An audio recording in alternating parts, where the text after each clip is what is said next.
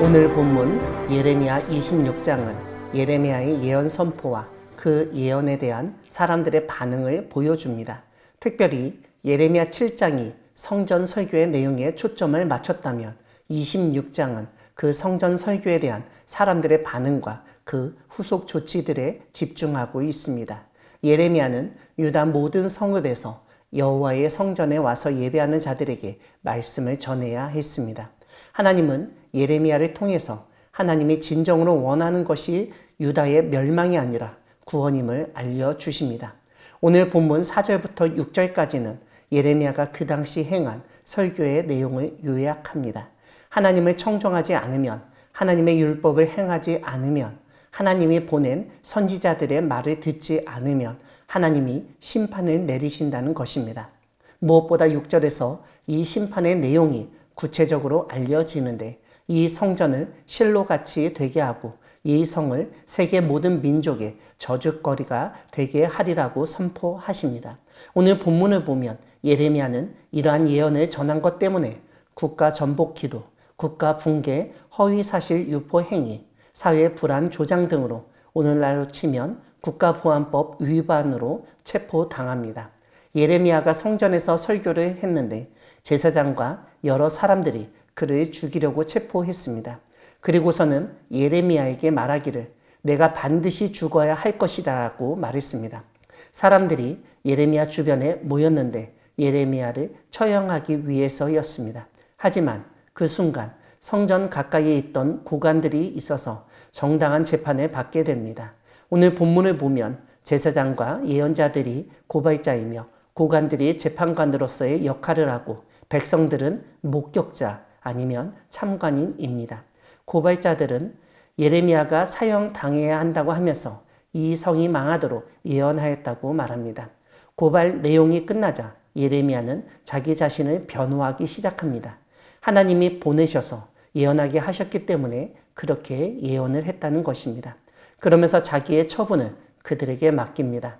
이때 놀라운 일이 벌어지는데 유다 장로들이 예레미야를 변호하고 나섰기 때문입니다. 그들은 과거에 있었던 사건, 즉 전례를 들어서 예레미야를 변호합니다. 모레셋 사람 미가도 예루살렘이 망할 것을 예언했었다는 것입니다. 하지만 그렇게 예언했지만 히스기야와 모든 유다는 그를 죽이지 않았다고 설명합니다. 오히려 그 예언을 듣고 하나님을 두려워하고 회개하였을 때 하나님이 그 뜻을 돌이켰다고 상기시켰습니다. 이들은 이전에도 이와 비슷한 사건이 있었을 때 그 예언자를 죽이지 않고 오히려 올바른 선택을 하였는데 지금 잘못된 선택을 하면 우리 스스로 망하려 하는 것일 수 있다고 경고했습니다. 오늘 본문 20절 제일 앞에 있는 단어를 살펴보면 또 라고 되어 있습니다. 이것은 방금 살펴본 것처럼 모레셋 사람 미가 말고도 예루살렘과 유다의 멸망 심판을 예언한 사람이 더 있었다는 점을 강조하는 말입니다. 즉 예레미야 말고도 우리야라는 사람이 특별히 여호야김 왕 시대에 그러한 예언을 했음을 알려줍니다. 그런데 여호야김은 그 예언을 듣기는 들었지만 귀 기울이지 않았고 그러한 예언을 한 사람을 죽이려 했습니다. 이러한 왕의 계획을 알게 된 우리야는 자기의 목숨을 보전하기 위해 애굽으로 피신을 떠납니다. 그런데 이렇게 목숨을 위해 애굽까지 도망친 우리야를 여호야김 왕은 사람을 보내어 잡아와 칼로 죽입니다. 미가는 히스기야 왕 때 죽임을 당하지 않았지만 우리야는 여호야김에게 죽임을 당하였고 그와 동일한 예언을 하였던 예레미야 역시 죽임을 당할 처지가 확실했음을 보여줍니다. 그럼에도 불구하고 예레미야가 죽임을 당하지 않도록 옆에서 돕고 보호하는 사람이 있었다는 사실을 주목하게 됩니다.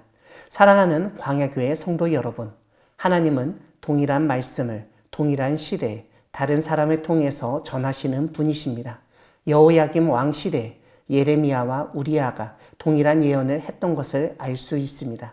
따라서 오늘날 우리 시대에 동일한 목소리들이 나타나고 있는 점들에 우리는 관심을 갖고 그 안에서 하나님의 역사심이 있는지를 살필 필요가 있습니다. 이와 함께 예언하는 사람은 그 예언 때문에 자신의 목숨까지도 내어놓을 수 있어야 한다는 점을 배우게 됩니다. 예레미야와 우리야 두 사람은 그 예언 때문에 생명의 위협을 받게 되었습니다. 그런데 그 위협에 대항하는 두 사람의 반응은 정반대였습니다. 예레미야는 너희 소견에 좋을 대로 하라고 하였습니다. 그에 비해 우리야는 자신의 목숨을 위해 몸을 숨겼습니다. 자신의 목숨을 예언과는 바꿀 수 없었기 때문입니다.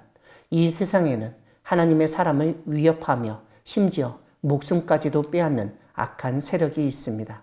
그러한 악한 세력에 오늘 말씀은 우리야처럼 피난할 것인지 아니면 예레미야처럼 담대하게 맞설 것인지 결단하도록 이끕니다. 그러한 악한 세력이 있다 하더라도 하나님의 도우심과 보호하심은 우리 주변의 사람을 통하여 나타난다는 점을 배울 수 있습니다. 예레미야처럼 예언자로 살든 아니면 아이감처럼 하나님의 사람의 보호자로 살든 하나님은 우리를 하나님 나라 일꾼으로 살도록 부르셨습니다. 이러한 부르심에 응답하여 사명을 잘 감당하는 우리 모두가 되기를 소망합니다. 아멘.